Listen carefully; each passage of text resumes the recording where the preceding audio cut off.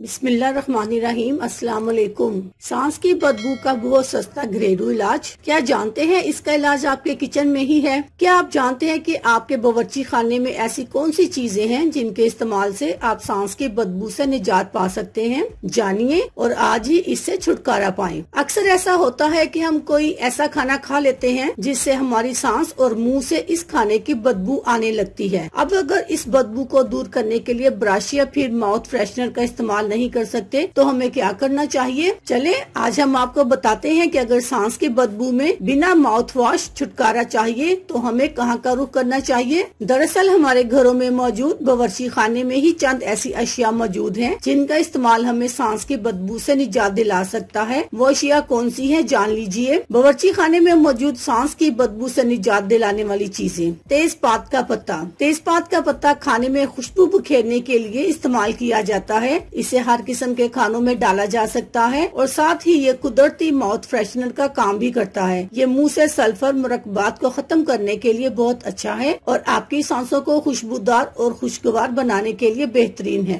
कड़ी पत्ता। कड़ी पत्ता जहाँ खानों में भगार के वक्त खुशबू के लिए इस्तेमाल किया जाता है, वहीं इसकी खुशबू आपकी सांसों को भी महका सकती है। ये एक ऐसी जड़ी बूटी है जो सालों से मुख्तलिफ दवाओं और हर्बल इलाज का हिस्सा बनी रही है। इसके इस्तेमाल से मुंह की बदबू और सांस की बदबू पर काबू पाया जा सकता है। लौंग। लौंग बहुत से कामों में मुफीद है और इसके इस्तेमाल से दांतों के दर्द का इलाज और खाने में जायका और खुशबू दिलाई जाती है। अगर लौंग को मुंह में रख लिया जाए तो इससे भी मुंह और सांस की बदबू दूर हो सकती है। तो चलें भागे अपनी किचन की तरफ और अपने मुंह की बदबू को खत्म करें और मुझे इजाजत दीजिए। अल्लाह हाफिज। शुक्रिया।